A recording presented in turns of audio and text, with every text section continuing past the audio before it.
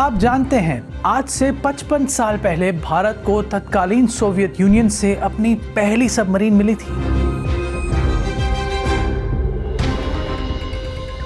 इस सबमरीन का नाम था INS कलवरी और वो एक डीजल पावर्ड सबमरीन थी, ना कि न्यूक्लियर पावर्ड।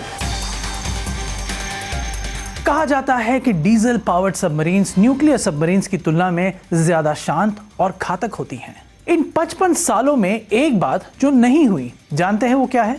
ऐसी सबमरीन्स को डिजाइन और खुद से मैन्युफैक्चर करने की भारत की अपनी कैपेबिलिटी नहीं बन पाई है। ऐसा क्यों है और इसका समाधान क्या हो सकता है, इसके बारे में हम आगे बात करेंगे। पहले इसकी बैक स्टोरी समझ लेते हैं। भारत में आजादी मिलने से पहले 1944 में ही ये मान लिया गया था कि आने वाले वक्त में इंडियन नेवी में सबमरीन्स की भूमिका जरूर होगी, लेकिन ना तो भारत यूके से और ना ही यूएस से सबमरीन्स ले पाया। आखिरकार तत्कालीन सोवियत यूनियन से बात हुई और INS कलवरी इंडियन नेवी में शामिल हो पाई। तब से लेके आज तक भारत ने 18 सोवियत सबमरीन्स को अपनी नेवी में शामिल किया है। 4 जर्मन सबमरीन्स भी शामिल हुई है, जिसमें से 2 भारत में ही बनाई गई थी, और 5 फ्रेंच सबमरीन्स जिनका पूरा कंस्ट्रक्शन भारत में ही हुआ है। इस समय भारत के पास 16 एक्टिव डीजल पावर्ड सबमरीन्स है, जो कि उसकी चाहत से काफी कम है। तुलना करें तो चाइना के पास 48 ऐसी सबमरीन्स है, जबकि अमेरिका के पास 90 सबमरीन्स है। हाँ, भारत रशिया से न्यूक्लियर सबमरीन्स लीज पर लेता रहा है और खुद की एक न्यूक्लियर सबमरीन INS अरिहंत भी बना पाया है, लेकिन फिलहाल हम न्यूक्लियर सबमरीन्स की बात नहीं कर रहे। इंडिया का अगला बड़ा सबमरीन प्रोजेक्ट है 43,000 करोड़ का, जिसके अंतर्गत 6 सबमरीन्स बनाई जाएगी। इस प्रोजेक्ट में भी एक फॉरेन डिजाइनर टेक्नोलॉजी ट्रांसफर के माध्यम से भारत की मदद करेगा, ऐसा प्लान सरकार ने जारी किया है। क्यों भारत ये काम खुद से नहीं कर सकता? रक्षा मंत्रालय, नेवी, DRDO और डॉकयार्ड जिसमें सबमरीन्स बनती है, इन लोगों ने इस सवाल का जवाब नहीं दिया।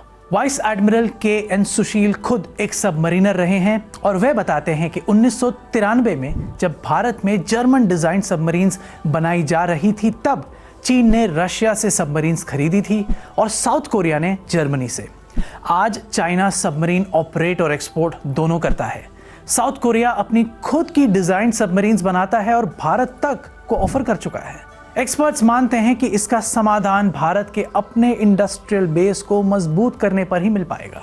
एक ऑफिसर जिन्होंने भारत में सबमरीन कंस्ट्रक्शन में अहम भूमिका निभाई है बताते हैं कि सबमरीन्स तो हमने देश में बनाई हैं, हम चाहें तो कोशिश करके डिजाइन भी कर सकते हैं, लेकिन परेशानी तब खड़ी होती है जब बात आती है उस सबमरीन के अंदर के इक्विपमेंट की।